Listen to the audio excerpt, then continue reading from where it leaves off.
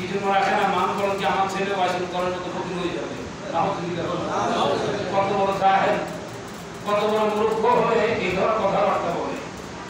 আমি আপনার মারা গেলে আমাদের কবরখান আমাদের সন্তান জিয়ারত করতে চান কি চান? চাইলে নিয়ত করুন, আল্লাহ তুমি আমাকে পুত্র সন্তান দাও, আমার সন্তানের নাম ওয়াইসুল করেন নাম আমরা সুবহানাল্লাহ। তিনি মাকে মাথায় নিয়েছেন, কাঁধে নিয়েছেন, মার পায়খানা দুই হাতে পরিষ্কার করেছেন, মাকে চুমা দিয়েছেন, মার গালের মধ্যে চুমা দিতেন, মার পায়ের মধ্যে চুমা দিতেন, মার হাতের তালুর মধ্যে চুমা দিতেন, মাকে বেশি মহব্বত করতেন।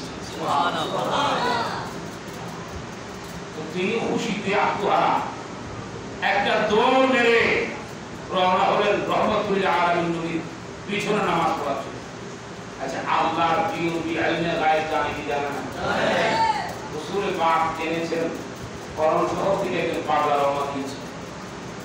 তিনি মা আয়েশা সিদ্দিকা রাদিয়াল্লাহু তাআলা তাকে বললেন, আয়েশা রে শোনো, করণের একজন বাসিন্দা আমার উদ্দেশ্যে রওনা হয়েছে, তাকে বলবে সে যেন এখানে অবস্থান না করে চলে যায়, কারণ তার মা অসুস্থ, তার মা সেবা করতে হবে, তাকে চলে যেতে বলবে, এখানে যাতে সে আমার জন্য অপেক্ষা না